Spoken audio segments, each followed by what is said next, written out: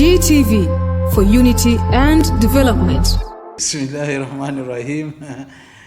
Alhamdulillahi wa salatu wa salamu ala ashrafil mursalin Sayyidina wa Maulana Muhammadin sallallahu alayhi wa sallam sallallahu alayhi wa ala alihi wa sahbihi wa sallam wa ba'd. Dear viewers, today we are going to actually review our Islamic program, especially reviewing the history of Islam in Uganda, how Islam came into Uganda and the impact of that education or the impact of Islam in Uganda is what we want to see. Because the history books, if you read the history books in Uganda, you read the history books in Kenya, Tanzania, and in other parts of Africa, you will realize that the historians say that Islam came to Uganda, or it came to Africa through trade. And then Islam was introduced as a by-the-way program to Uganda and also other parts of Africa. Therefore, the way the history flows is like Islam was not introduced in a proper way the way Christianity was introduced. And they believe that Christianity came in a very organized missionary program, and that is why Christianity was well designed, well organized, and it moved and it gained a lot of people. But I want to tell you that the truth is that Islam came in Uganda through trade, and it is not a mistake. Islam could not have come in another way other than that one, because that is the way Islam is. That's the way Islam is. And that's how Islam is propagated. So there is nothing wrong with it. Because Islam itself is a trade. Trade is Islam. You cannot separate the two. You cannot separate the two, because commerce education is the passport to a prosperous future, offering avenues for upward mobility in society. The moment you hold commerce, merchandise, the moment you hold it and you work with it, you will find that you will be very prosperous. There is no prosperous country without trade. That is something you should know. So Islam came properly. It is right.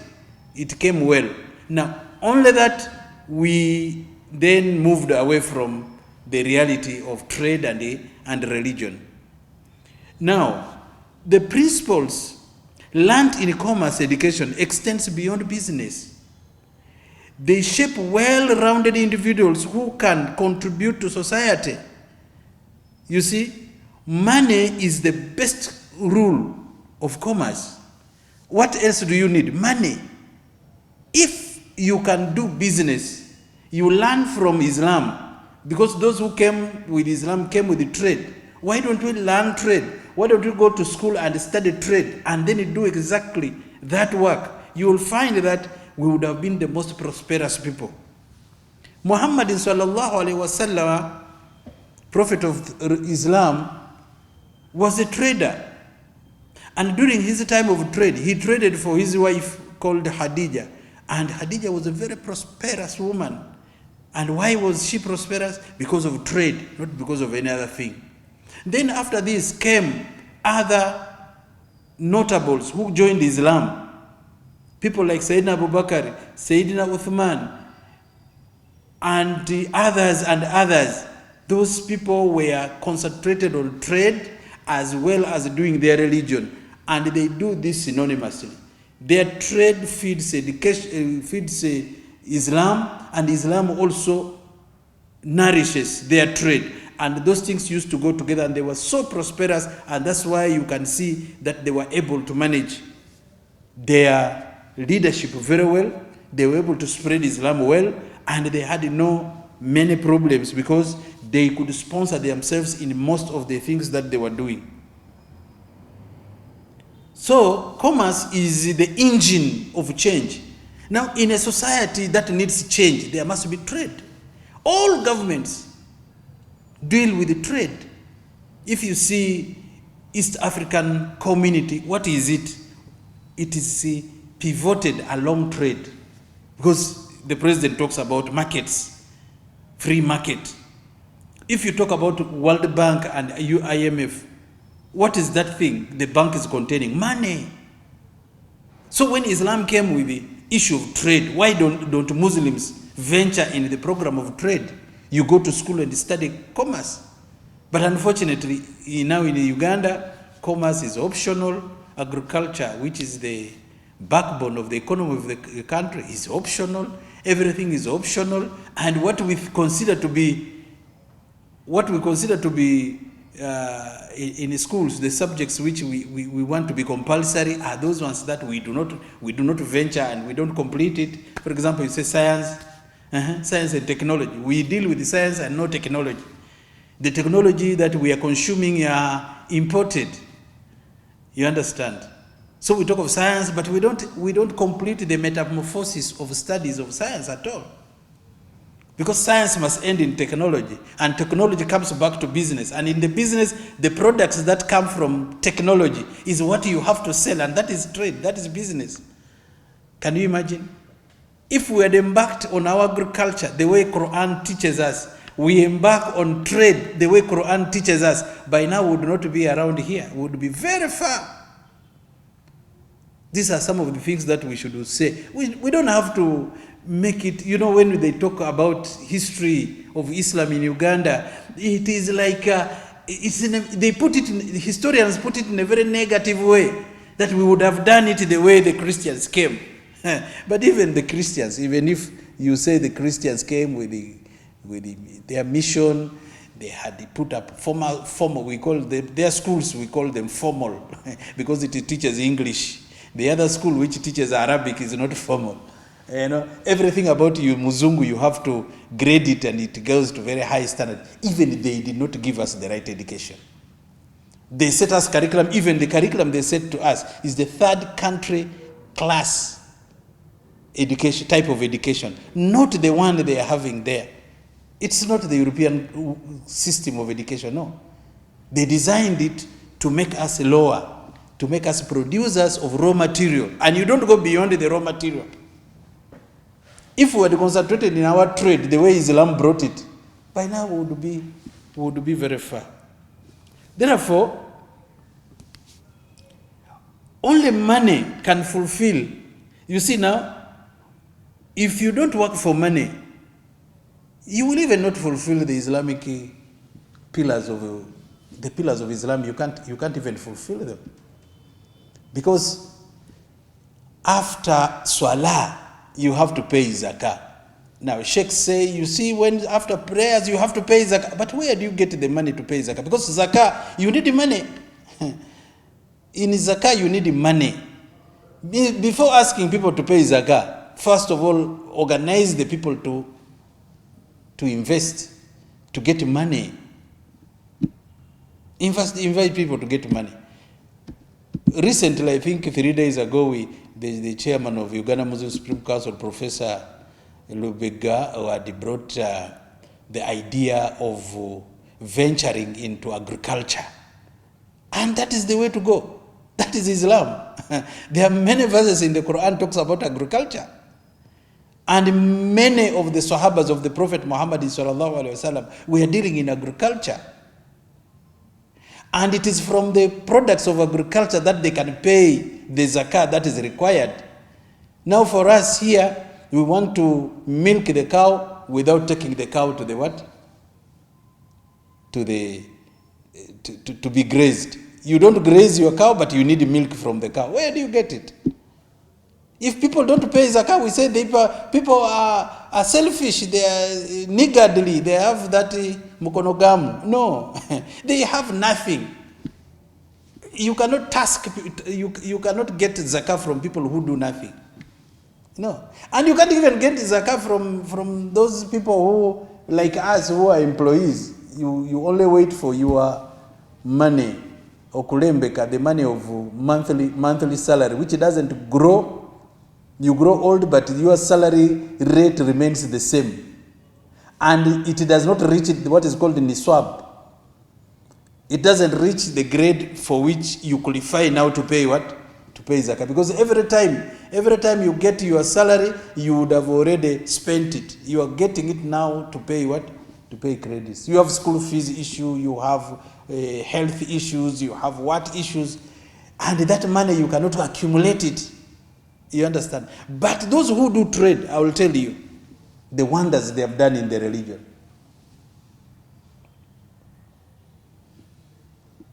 I know money does not buy happiness, but lack of it will make you sad every year in, year out. You'll be sad because everything that you want needs money, and you don't have it. What are you going to do? You will find that you who has thought of doing things the European way, you are looking for employment after your education. You have a degree in agriculture. After finishing, instead of looking for a land and begin to exercise the skills you have and put in agriculture, you are waiting for the government to give you a job. The government gives you a job and your salary is scaled and limited.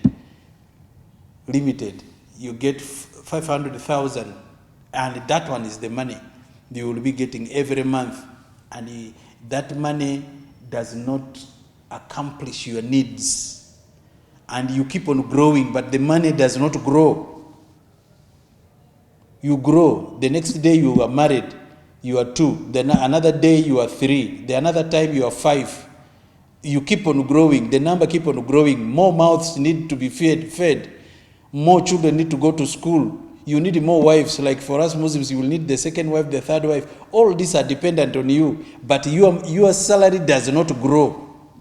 You can imagine. Your salary does not grow. But if you had ventured in agriculture with the skills that you have, if you had ventured in a trade, you will see that you are able to do all this. So, going to seek for job is one thing. Because job and work, these are two different things. Because with job, time will come when you have to retire from the job. But work is your own. You don't retire from your own work. So, as Muslims, let us try to think about this. That while you have an employment somewhere, but you should not forget about your work. Because your work will continue until when you enter your grave. So besides the job you have, you need to have some work to do so that you can be able to be among those. Because at the time you are going to die, is the time you come to realize that, oh, you have not done enough. Then you begin to ask Allah subhanahu wa ta'ala, telling Allah subhanahu wa ta'ala, if you had wait for me a little bit, if you had given me some small time.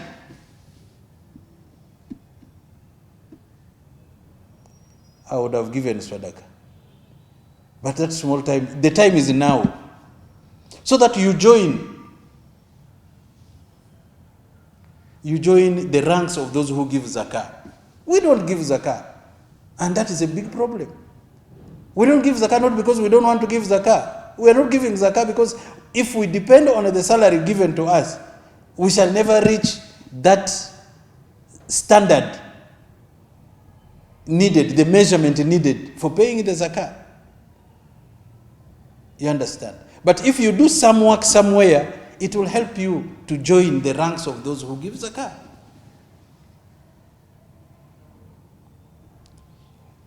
The other thing is also, those who venture in trade, do you know that they are the ones that pay zakah? Those who venture in trade, they are the ones who go to Makkah. We had a muzay in Arua. Sheikh Muhammad Rizgala used to be the district card of those days. This man is a trader. At the same time, he was a district card. He had a number of assets in Arua. And the man goes to Makkah every year. He doesn't miss. It is only now that he has now been grown extremely old. But his children have taken the work, the trade work very seriously, and they are doing well. They have given land for Muslims. to put up schools, to put up hospitals, to put up what? You can imagine how important trade is. Now these are the things that sometimes disturbs us. Trade, Islam came through trade. It didn't come well because it came through trade, and Islam was just a by the way issue, as if there was something wrong in the introduction of Islam. Okay, if there is something wrong in the introduction, now introduce it the right way, and we see if you can make it. Trade is good. Trade is not a problem. Trade is good. If only that we have left that path that Islam came with, we are now using another path which does not help us. I want to tell you that those Sahabas who ventured in trade and dealing with their Islam, they have done wonders. One of them is Abdurrahman ibn Auf. He was one of the entrepreneurs who was generous in charity work. He was among the 10 companions blessed by Jannah, al-Mubashiruna bil Jannah. He is among them. And he did a lot. Physically, using his money, he did a lot in Islam. When Muslims left from Mecca to Medina, there was a problem because they were refugees in Medina. Whereas the Ansaris, the people from Medina, received them and they were giving them whatever they have, including women. The people of Medina would say, choose from among my women which one you think is good, take for you. You see that type of love. But Abdurrahman bin Auf said, no, just show me where the marketplace is. And when he was shown the marketplace, he entered into business and started a business. And then he was able to buy, he could buy food, what now you would call the UNHCR, giving assistance to the refugees. That man on his own, he was able to do that. And it was through trade.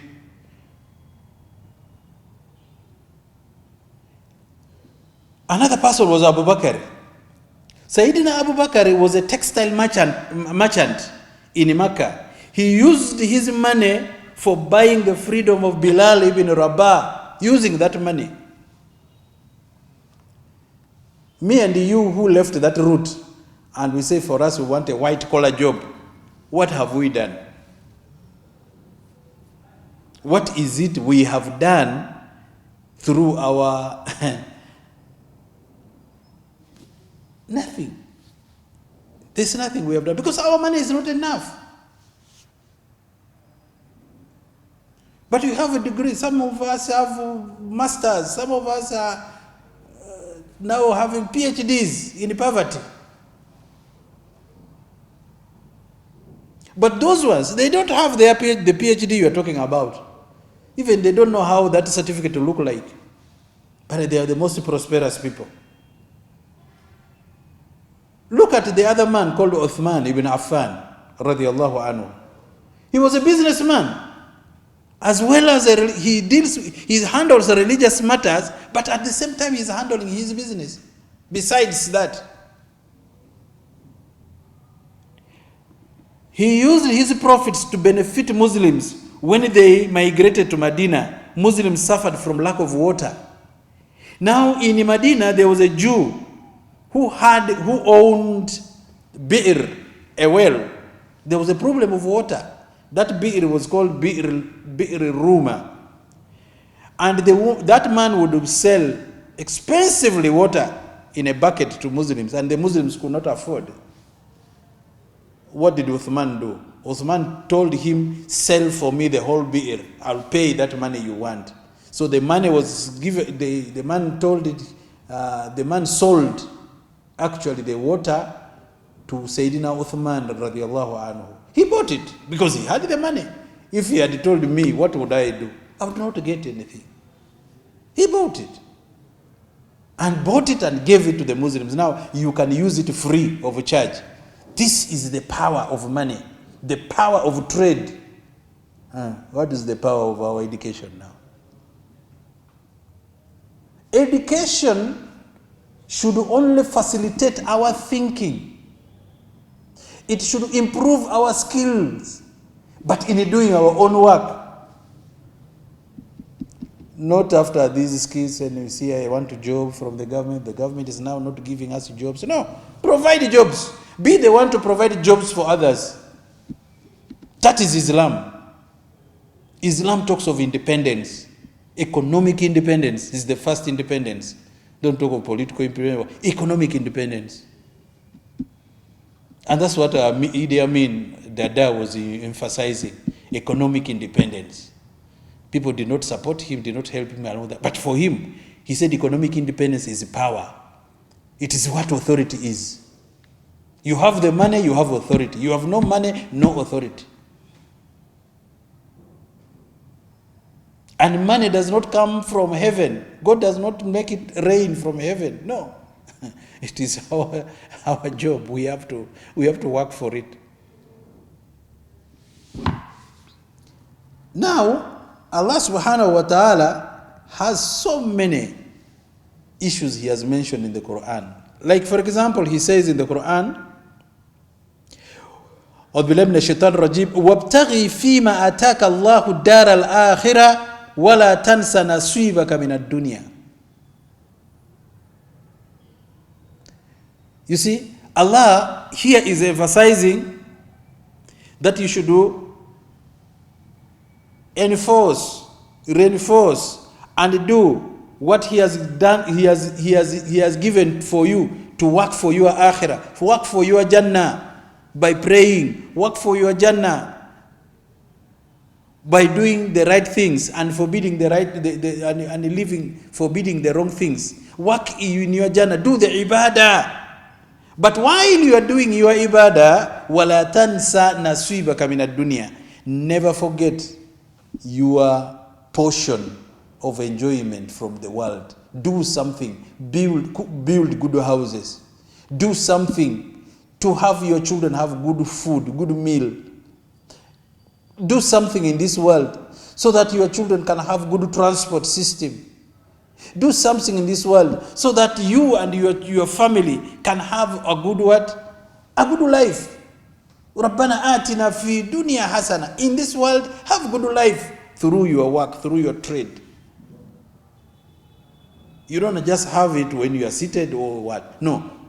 You know me, after completing my education, I had gone back to Arua and embarked on also the same, because our mindset is that once you have education, you now have to look for jobs. So I had to look for a job that was paying me around 450. I think I was getting around 450. That was a teaching profession. I was paying, they paid me 450,000. And then I went to another school. I joined 2 schools, so I was rising to around 550,000 shillings. That was my salary. And the salary was not enough for everything. The good thing is I was not renting because we had a home. It was at home. If I was renting, then I would be in trouble. But my wife, my dear wife,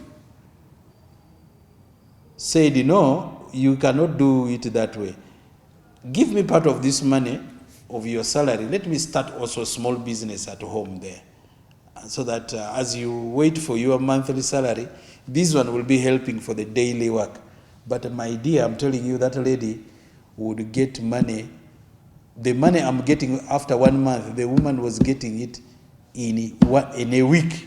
She gets that money better than me, the degree holder in education, the science with education.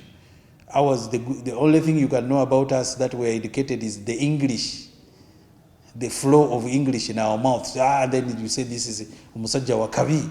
But in the pocket there is nothing. The moment your pocket is dry, talk of your English. What is your English going to do? Is it going to build a mosque? Is your English going to build for you a hospital for the Muslims? Is your English going to build a school? Nothing. But my wife, who was doing her trade, who was doing business, was getting more money than myself. Okay, sometimes the business comes low, sometimes it goes high, sometimes even goes higher. but my salary is constant. It doesn't change. Can you see? So she was more useful in terms of the hand that gives than the hand that gives than the hand that receives. So I was almost on the receiving side. So these are the things that we have to tell you, that continue with your ibadah. At the same time, you have to do something about your life in this world. Allah says about the men, of course we are all men, but Allah says, Rijalun. Sometimes he says, Minal mu'minina rijal. Among the believers, who are men also, they are men. It is the sense of being a man. You're a man when your right hand can work, when you have your pocket, when you can be responsible on everything that comes that needs money, you are able to help it. You are a man. But things that come that need your support, you are not supporting. What type of man are you? Somebody got an accident, he has come, the imam is announcing he needs help for this man. You walk away because you don't have. What type of man are we? But there are those men who said, how much is it needed in Molago? How much? You go and compute it and bring for me there. It's done. These are the men. Those men, when Sayyidina Bilal, remember when Sayyidina Bilal was under a serious problem, being tortured, they only want him to denounce Islam. Those with the money came. In Arabic, they are called Ahl al-Duthur, the men of money. He came, he said, what do you say? Because if you beat him, you kill him, you'll get nothing from him. Nothing. He himself loses nothing because he's a mere slave. He loses nothing if you kill him. You yourself, you will lose. You will gain nothing from beating him. Supposing we change this into a deal, and I give you money, and you give this slave to me, how do you see? The man looked at it, said, can you pay this amount? He said, yes, I can do it. He said, yeah, but this one is more. I think here we can get more profit than beating this man. Let's sell him away. Then they sold him away. Then Sayyidina Abu Bakr bought his slave and said, from today onwards, you are free man. Can you imagine? Supposing it was me and you, with our degrees, are you going to sell your degree certificate and buy a person like you? You see, remove him. Allah says, you see, being a Muslim. Yeah, but there are certain things you have to do to prove that you are really a believer. That's why Allah says, فَقُّ رَقَبَةٍ أَوْ عِطْعَامٌ فِي يَوْمٍ ذِي مَسْغَبَةٍ يَتِيمًا ذَا مَقْرَبَةٍ أَوْ مِسْكِينًا ذَا مَتْرَبَةٍ ثم كان من الذين آمنوا وتواصوا بالصبر وتواصوا بالمرحمة.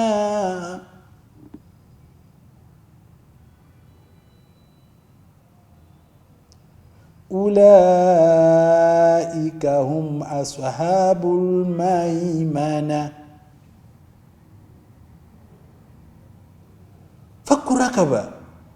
You have to save the neck of that person in problems. Fakurakaba. How do you save such a person who has a problem in his neck? Or feeding those who in a day of hunger, feeding refugees. Are we capable of feeding refugees? Today we're having so many who are not in the camps. They're just loitering here looking for who is going to help them. But because you don't have, you are not ventured in a trade. You left the trade for Muhammad and his Sahaba. That's a problem. Yatim, your brother has died and left children. These orphans, the maqraba, those are orphans who are close to you in your own circles. Your brother's child, your sister's child. and you are here, you have no way to help yourself, how can you help them?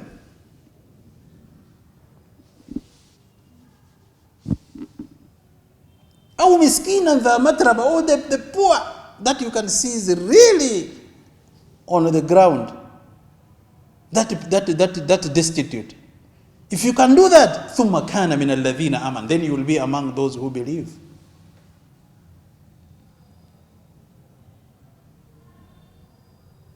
These are the challenges that Muslims we have to take serious. Allah says, رِجَالٌ لَا تُلْهِيهِمْ تِجَارَةٌ وَلَا بَيْعٌ عَنْ ذِكْرِ اللَّهِ وَإِقَامِ الصَّلَاةِ وَإِيتَاءِ الزَّكَاةِ يَخَافُونَ يَوْمًا تَتَقَلَّبُ فِيهِ الْقُلُوبُ وَالْأَبْصَارُ. Rijal, he said they are men. La tulhihim tijaratun wala bay'un an dhikrillah. When in their business of trade, when they are doing their trade, they amalgamate it, they put it properly with Islam. They don't. This business of theirs does not stop them from doing the Islamic work. The trade they are doing does not stop them from giving zakah. The trade they are in it does not stop them from fasting, from going for hijjah. That does not stop them. It is together. They move together. They are here in their swali after salah. وَإِذَا قُضِيَتِ الصَّلَاةُ فَانْتَشِرُوا فِي الْأَرْضِ وَابْتَغُوا مِنْ فَضْلِ اللَّهِ. They move. They do their business. And in the work of Allah, they are ready. When it comes to buying land for building of a mosque and a school, they have the money. When it comes to putting up a hospital, they have the money. Why do they do this? So, بِيَخَافُونَ يَوْمًا تَتَقَلَّبُ فِيهِ الْقُلُوبُ وَالْأَبْصَارُ. They fear that day of judgment where hearts will be turned upside down. So Muslims, let us embark on what brought Islam here. Islam came through trade. Let us embark on trade. Let us embark on agriculture. As I told you recently, Uganda Muslim Supreme Council is going now for agriculture, because we have a lot of land which has remained redundant for years and years. You can hear this land from Zimbabwe, Amin gave it to the Muslims. This land from Ogulu, 1,000 acres given by Idi Amin for the construction for Muslims. This land in Arua for the Muslims. This land in Bunyoro given for the Muslims. Those lands have been there since Amin gave it, and Amin has died, and the land has remained redundant. Now we are venturing now to go for agriculture, and when we finish agriculture, we shall have money. And once we have the money, then what else can't you do when you have the money? What else can't we do when we have the money? So those are all Islamic programs which are in there. So this idea of saying Islam came through trade, so it is not well introduced to Islam. So what do you want Islam to come like? Should come with the angels, tanazzalul malaikati wa ruhu fiyah, to come with the angels from heaven and introduce it? No.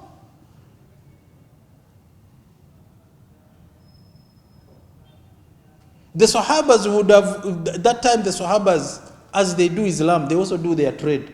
And they would raise their hands to Allah subhanahu wa ta'ala and tell Allah, Allahumma ij'al ad-dunya fi aydina wa la taj'aluhu fi qulubina.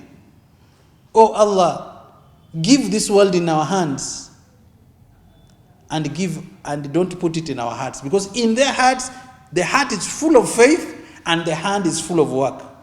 And that is how it works. That's how dunya becomes easy.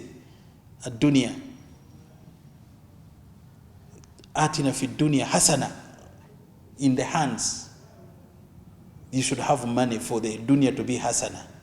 Wa fil akhirati hasana. In the heart, you should also have the faith. So the dunya is in your hands, the heart is the faith is in your heart, and life becomes good. Fi dunya wal akhirah.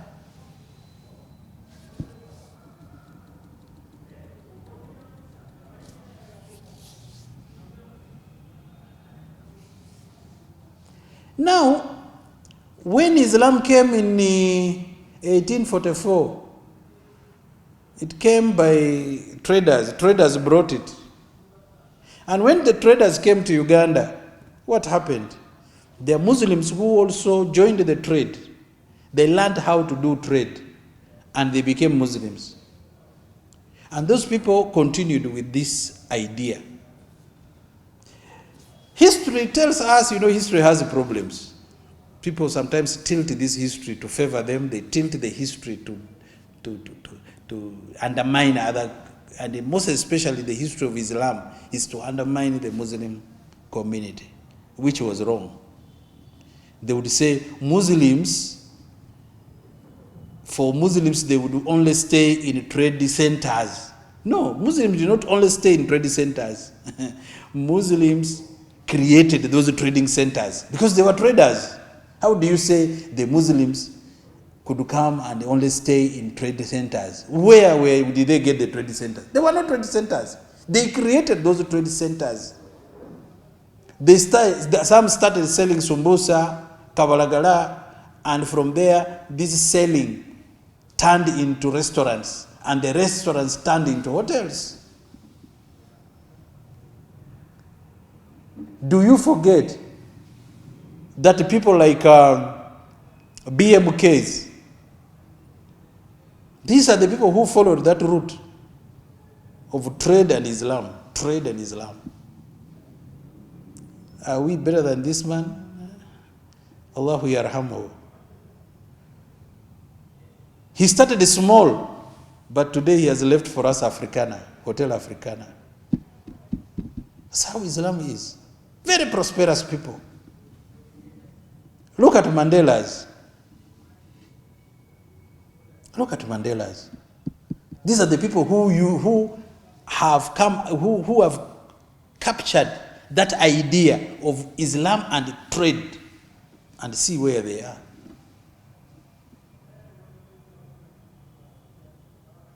They can do everything that you need. They are able to do it. Mutasaka Pharaohs. These are Muslims who followed that trend of Islam and trade. Islam came with the trade. Trade came with Islam. And they are successful. They were very successful. The other one, I don't know his name. I've seen, it's called the one with the Luca factories, plastic factories. We have this man, Ham, the father, later on the junior, the father. If you go to that side of Nsanji, you will get a school there, you will be surprised. But I'm told that school belonged to the father of Ham. I think Ham could be Hamza, I don't know.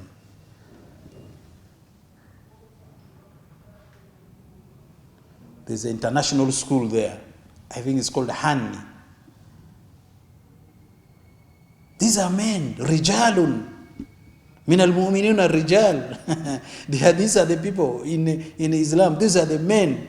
Why? Because they didn't follow our systems. First don't do this. You first go to the seniors, you go to the university. Go and get a bachelor's, get masters, They said no. Trade, Islam and trade. Finish. And they did that wonders. In Arua we have many. We have Marehemu, Haji Babu Gibo. If you go to Arua, those storied houses you see, these belong to Muslims. They who created those trade centers. Not that they came to trade centers, no. They are the people who gave land. If they did not give land, they bought land for Muslims to build school, to put up schools. They're the ones who gave land for Muslims to put up their mosques. They're the ones who gave land for what you now call Muslim property. This property you are seeing are donations given by rich people who ventured in trade. But today you can have a PhD holder who has a PhD in agriculture. He cannot produce even one sack of millet. Subhanallah. What are we doing? Are we safe? You do master's degree, but you come to His Eminence the Mufti, please help me. If there is any way that there will be some program of sponsoring hijab, please let me be part of it. This is a PhD holder, a master's degree holder, somebody working somewhere, but he's saying it genuinely because he does not have that money to take him to hijab. Yet he praises him. He is saying he's better than this man called Abdurrahman, the owner of Nile Coach. That man who makes transport easy for the people, for the Muslims in West Nile. We used to have a man called Muhammad Wadrif, in Nebi, with hundreds of buses. He did not go to school, but we cannot say he did not study, because if he never studied business, he would not have done that. These people who say we are not educated, I think they have a problem. If in Uganda, if you don't know English, you are not educated. And they will beat the drum so much. But what is your education without money in your pocket?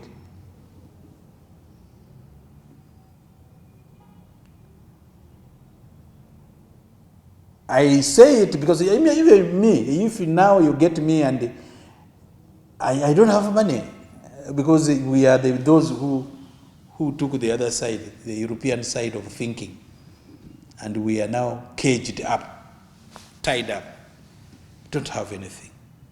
We cannot save a Muslim. Now Muslim is taken to prison now. I cannot save that person because I don't have the money.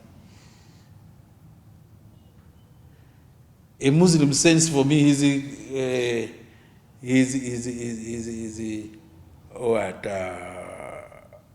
budget of marriage. I cannot help. You come with your budget for wedding, I cannot help you. We need to get a coffin to help somebody. We cannot, because our money, the way what we are having is not. Even if you work in the parliament, I have seen members of parliament after their term is over. If they fail to go to the second term, they become as poor and ordinary as any other ordinary person. Why? Because they did not invest in anything. I don't know how, but that's how it happens. This is not right. I have seen senior citizens in this country who die in a very miserable condition. Why? Because we forgot our origin. We embarked on something else. Islam came by trade. So it was a by the way issue. It was wrongly introduced. That is the language we use. Let me tell you, Islam was properly brought. It was introduced properly. Sahabas were all traders. At the same time, but they were successful people. Very, very successful. So education is not bad, education is good. But once you have already acquired your education, don't think so much about a job. But even if you get the job, it's okay. But let's have something to do outside that. And it is from that thing that will help us to complete the pillars of Islam. You know, there are two pillars, very heavy pillars of Islam, that you can never venture in it until you have money. And that is zakah and the hijjah.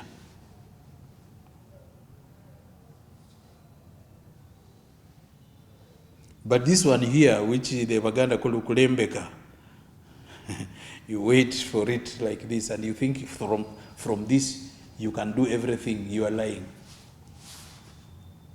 That's why people become corrupt.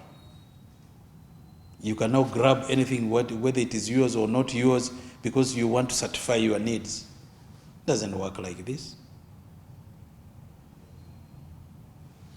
Therefore, Muslims, we need to appreciate our elders, our predecessors who followed the route, the line in which Islam came with. For them, they did a lot of work in Islam. May Allah subhanahu wa ta'ala grant them that peace in their qabri, in their graves, and give them the lasting peace in Jannah. Because without these people, Islam would not be where it is. These people have done a lot of work. These people have donated their land as sadaqatul jariyah, because they were told that if you do something big in terms of sadaqatul jariyah, you will continue getting your reward every now and then.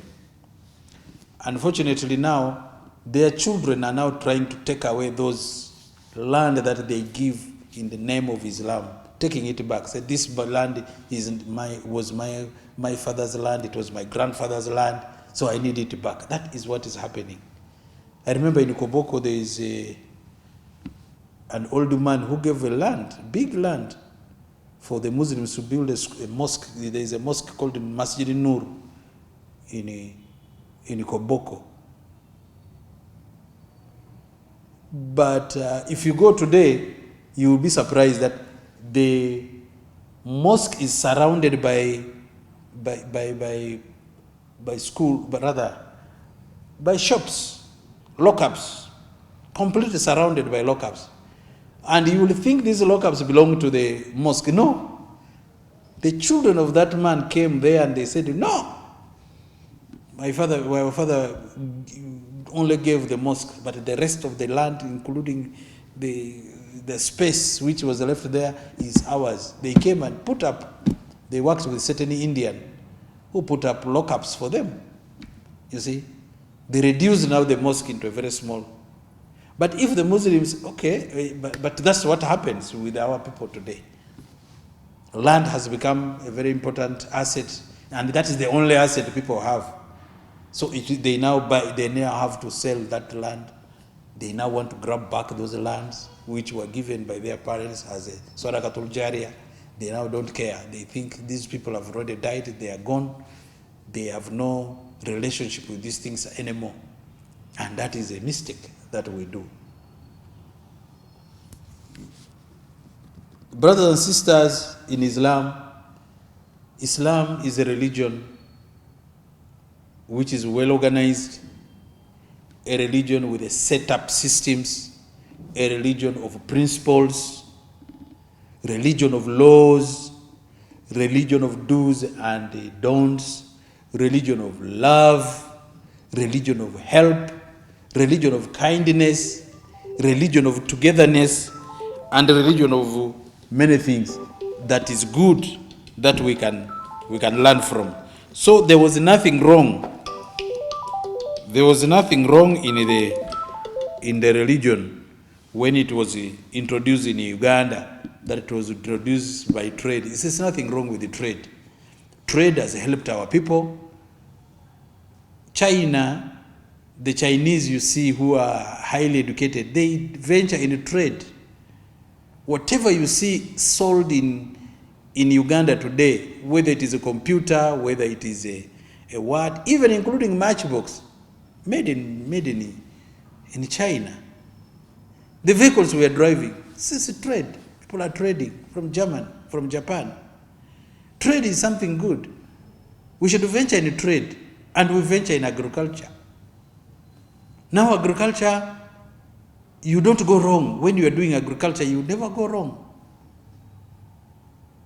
Because the small seed, the one seed that you throw in the ground, when it comes out, a maize seed, one seed like this, but you get a whole maize with around, I don't know how many, 700 seeds that you get. You never go wrong with that one. If we have the land, let us utilize this land for agriculture. Let's venture. Now the government has come up with many programs. We can use now that chance that the government has, those programs, the land that we have, the little land that we have, we can secure it and make use of it, and we can get money in our pockets.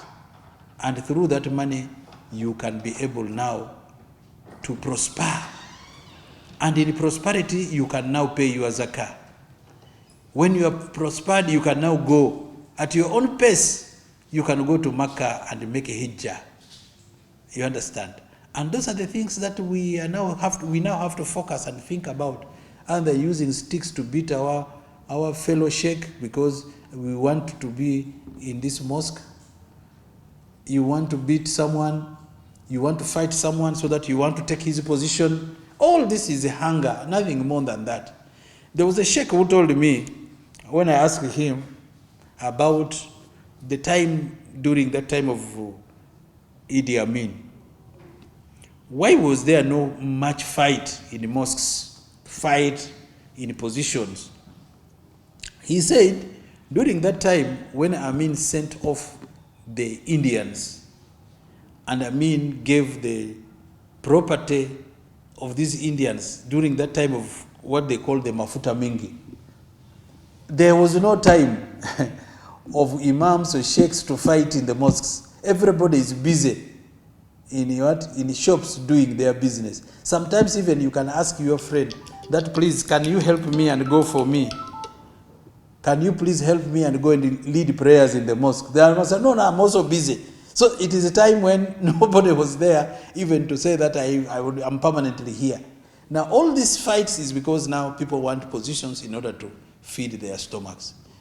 And they think the only way, because they don't see any other way apart from that route. But now let us expand the chances, let us expand it, saying that now others can go for agriculture, others go for trade, others go for other things. Then you will find that there will be no fight. These fights will not be there anymore. I want to stop here and say, for God and my country, subhanakallahumma wa bihamdik, nashhadu an la ilaha illa anta, nastaghfiruka wa natubu ilayk, wa salamu ala al-mursalin, walhamdulillahi rabbil alamin.